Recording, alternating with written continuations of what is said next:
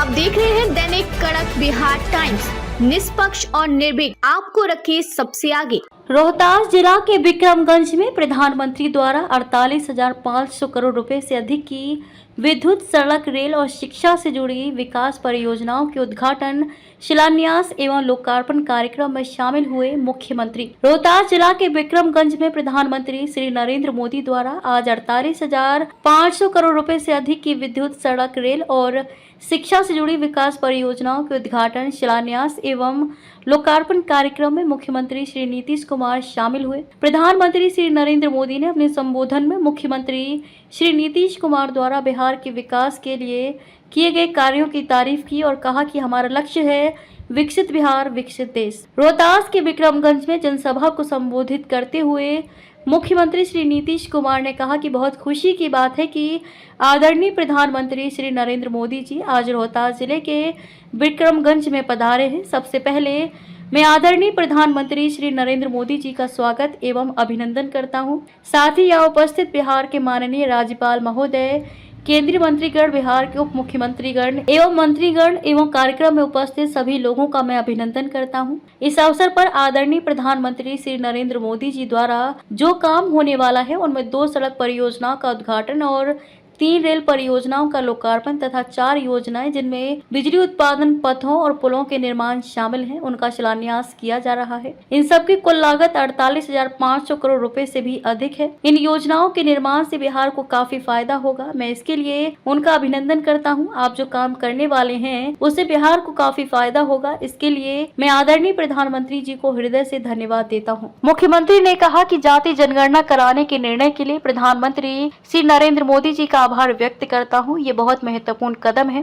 पहले भी हम इसी मांग को उठाते थे। अन्य पार्टियों के लोग बेवजह बात कर रहे हैं। लोग इन सब चीजों को याद रखें। उन्होंने कहा कि आदरणीय प्रधानमंत्री श्री नरेंद्र मोदी सड़क और रेल परियोजनाओं का लोकार्पण करेंगे, साथ ही बिजली की 4 परियोजनाओं का शिलान्यास करेंगे। इन योजनाओं से बिहार को काफी फायदा होगा। 24 नवंबर 2005 से पहले की सरकारों ने कोई काम नहीं किया। जदयू भाजपा की सरकार ने बिहार के विकास के लिए बहुत काम किया है। आज इतनी महिलाएं दिख रही हैं। पहले की सरकारों ने महिलाओं के लिए कोई काम नहीं किया। जैसे ही हम लोग सरकार में आए तब से सबके लिए काम किया है। बिहार के विकास में हम लोग लगे हुए हैं और तेजी से काम हो रहा है। शुरू से ही शिक्षा के क्षेत्र में, स्वास्थ्य के क्षेत्र में विशेष ध्यान दिया गया। बड़े पैमाने पर सड़क और पुलियों का निर्माण कराया गया। महिलाओं को पंचायती राज व्यवस्था और नगर निकाय चुनावों में 50% हम लोगों ने आरक्षण दिया। नौकरी में महिलाओं के लिए कम से कम 35% का आरक्षण दिया। अब महिलाएं काफी पढ़ने लगी हैं और काफी आगे बढ़ने लगी हैं। महिलाओं के लिए कई अच्छे कार्य किए जा रहे हैं।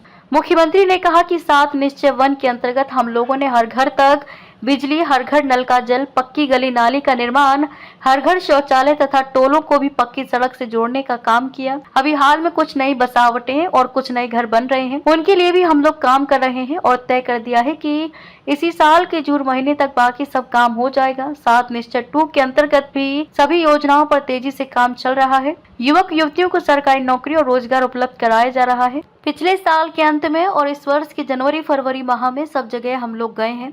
उसमें हम लोगों ने देखा कि कहीं कोई कमी या कोई गड़बड़ तो नहीं है। उसके बाद हम लोगों ने 50,000 करोड़ रुपए के व्यय से 430 नई योजनाओं की कैबिनेट से स्वीकृति दी और उस पर काम शुरू हो गया है। बिहार के विकास के लिए आदरणीय प्रधानमंत्री श्री नरेंद्र मोदी जी के द्वारा कई बड़े कार्य किए जा रहे हैं। चुनाव के बाद बनी नई सरकार ने जुलाई 2024 के बजट में भी बिहार के विकास हेतु आर्थिक सहायता की घोषणा की। फरवरी 2025 के केंद्रीय बजट में बिहार में मखाना बोर्ड, एयरपोर्ट की स्थापना, पश्चिमी कोसी नहर के लिए वित्तीय सहायता आदि की घोषणा की गई। पहले 6 राज्यों में खेलो इंडिया यूथ गेम्स का आयोजन किया गया था। अब इसके बाद इस बार बिहार में भी इसका आयोजन किया गया है। ये बहुत खुशी की बात है। आदरणीय प्रधानमंत्री जी ने पूरे देश के लिए काम किया है। बिहार को भी काफी फायदा हो रहा है। हम आदरणीय प्रधानमंत्री जी का आभार व्यक्त करते हैं और उनको बहुत बहुत धन्यवाद देते हैं। अंत में इस कार्यक्रम में आदरणीय प्रधानमंत्री जी का पुनः अभिनंदन करता हूं और उन्हें धन्यवाद देता हूं। यहां उपस्थित सभी लोगों का मैं आभार व्यक्त करता हूं। मुख्यमंत्री ने प्रधानमंत्री श्री नरेंद्र मोदी को अंगवस्त्र भेंट कर कार्यक्रम में स्वागत किया। कार्यक्रम की शुरुआत में प्रधानमंत्री श्री नरेंद्र मोदी के साथ मुख्यमंत्री खुली जीप में बीच पंडाल से होते हुए गुजरे और दर्शकों का अभिवादन स्वीकार किया। सासाराम बिहार से DK पांडे की रिपोर्ट। ये हुए हाथ में, उसको मोड़िए नहीं। Very good evening sir. आप हमारे साथ जुड़ गए हैं दैनिक कड़क बिहार टाइम्स के साथ। और सर मैं आपसे जानना ये चाह रहा था कि अभी ये जो भीड़ हम देख पा रहे हैं यहाँ पे, ये सभी यहाँ माननीय प्रधानमंत्री जी के आगमन के लिए स्वागत के लिए आए थे, तो आप भी सर उसी में आए थे? हाँ, हम उसी तो में से आए थे। सर आपको सर कैसा लगा ये? हमें बहुत अच्छा लगा, और सबसे बड़ी अच्छा ये लगा कि पिछले बार जब आए थे बिहार तो आह्वान करके गए थे कि यहाँ से जाने के बाद पाकिस्तान को ऐसा सजा देंगे, ऐसा सजा देंगे, कुछ सपनों में नहीं सोचा होगा, कल्पना में भी नहीं सोचा होगा। और मोदी जी यहाँ के जाने के बाद दिल्ली से वो पूरे तीनों सेना के ऑर्डर दिए कि जाओ जैसे तुमको इच्छा, जैसे वहाँ चना चबा दें, धुलिया मिट कर दिए हैं पाकिस्तान को। उसके बाद मिटा करके मिशन सिंदूर के तहत मिटा करके वहाँ फिर बिहार आए हैं, और उनके मान सम्मान में हम लोग बाहर से यहाँ आए हैं। हम भाजपा का जिला महामंत्री शंभू कुमार संकार। सर जैसे कि पाकिस्तान ने जो ये भद्दी हरकत की थी कि भारत के कुछ जो आम नागरिक हैं जिनसे धर्म पूछ के उनको हत्या की गई थी, उसके बाद भारत सरकार ने जो जवाब दिया ऑपरेशन सिंदूर के तहत, हम लोग धर्म नहीं पूछते हैं, उससे कितना खुश है? तिरंगा के तहत उसको ध्वस्त कर दिए। धर्म क्या है? सब तो हमारी ही है सब। आधे से ज़्यादा जितने भी वहाँ नक्सली थे, जो आतंकवादी थे, उनको वहाँ मार गिराया गया था, और जो बच गए हैं उनको भी मिट्टी में मिला दिया जाएगा। मोदी का ये नारा है, इससे आप और भारत सरकार के इस फैसले से कितना खुश हैं? पाकिस्तान उंगली दिखाएगा तो हाथ कबारने की ताकत रखते हैं हम अकेला। मोदी जी को कहने की बात हो तो पूरे देश की रक्षा करने वाले। और सर जैसे कि हम आपसे जानना ये चाह रहे थे कि ऑपरेशन सिंदूर में जो भारतीय सेना का, वायुसेना का जो योगदान था, उस पर आपको बहुत गर्व हो रहा होगा। हम सब भारतवासियों को इस पर गर्व है, इस पर आपका क्या कहना है? इस पर हमारा यही कहना है कि ये बहुत ही सराहनीय काम हुआ, और हमारे सेना बहुत ही अच्छा जो हमारे देश की रक्षा कर रही है लगातार, और करते ही मतलब लगातार कर रही है, जिसकी वजह से हम जो भी भारत के अंदर में हम जितने भी नागरिक हैं सभी लोग काफ़ी अमन और सुख शांति से हम लोग यहाँ पे रहते हैं।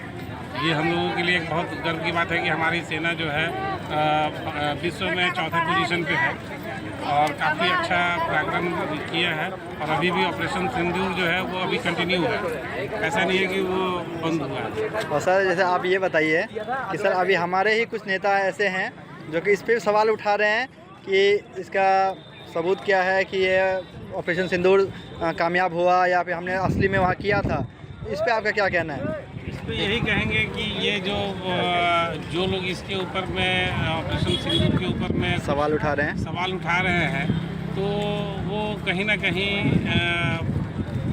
दूसरे से मिले हुए हैं, पाकिस्तान से मिले हुए हैं, सीधा आतंकवाद से मिले हुए हैं, तो पाकिस्तान से मिले हुए, और उसे आदमी को पहले मुंह चूट देना चाहिए। तो इससे मतलब हम भारत में रह करके भी पाकिस्तान को साथ देते हैं, उसको सबसे पहले करवाएं। तो हम ये कह सकते हैं कि जो इसका सबूत मांग रहा है कि हमें उनसे पहले उनके नागरिकता का सबूत मांगना चाहिए। हाँ, मांगना चाहिए। कहाँ से आए? एगो आते हैं 75 उसके पीछे चलाते हैं। क्योंकि इससे पहले उरी हमले के समय भी जो सर्जिकल स्ट्राइक हुआ था, उस समय भी सबूत मांगे गए थे। वो तो मांगने वाले मांगते रहेंगे, जिसको पेट करकराते रहता हो तो दवाई खाइबे न करेगा। जी जी। हाँ, तो धन्यवाद सर। मांगबे करेंगे।